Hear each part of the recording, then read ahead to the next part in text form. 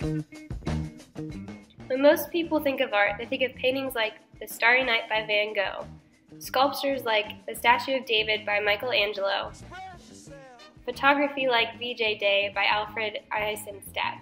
But what they need to realize is the fact that there are many other types of art, such as street art and tattoos. Originally, tattoos were done with the artist manually injecting ink into the skin with a needle. Today, a machine makes the process much faster and less painful.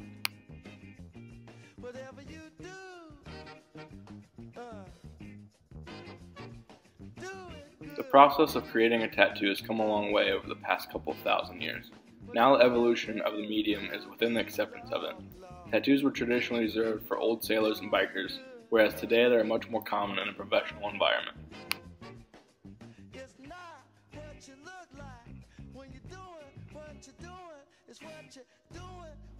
Over a third of Americans between 18 and 25 have a tattoo, and new corporate policies on body art have adapted to accept the growing art form.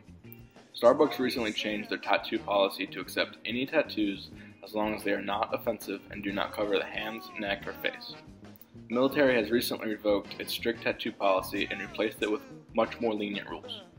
Other major companies, such as Google, lack a tattoo policy because they feel it doesn't interfere with their work environment. So let the horn do the thing they do, y'all.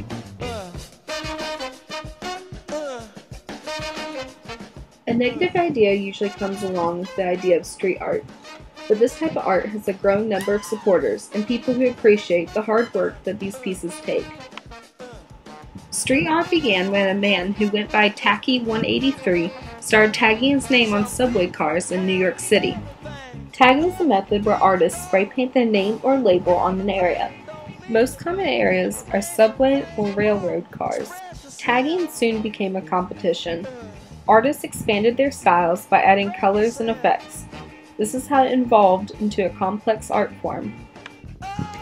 Many artists have even taken this a step further, such as the French artist J.R. 12 years ago, I was in the street writing my name to say I exist. Then I went to taking photos of people to paste them on street to say they exist.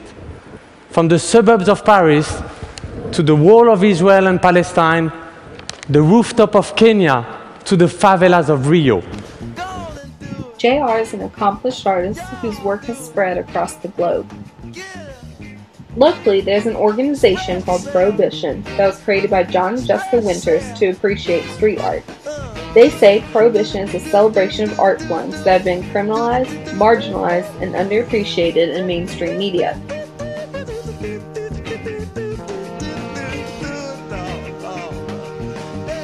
Prohibition holds a festival each year where new art pieces are added to the city of Lexington.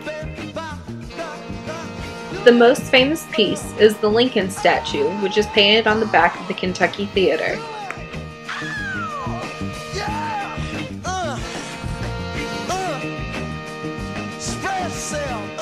Prohibition is the start of bringing awareness and acceptance to street artists. Street art, like tattoos, has came a long way, but still has a long way to go till they are both accepted into mainstream media culture. The only way that we will gain this acceptance is by support and awareness by people like you and me. All art is a form of expression, whether it be paintings, sculptures, photography, or tattoos and street art. All of the artists had the same purpose in creating the artwork, which was a way to express themselves.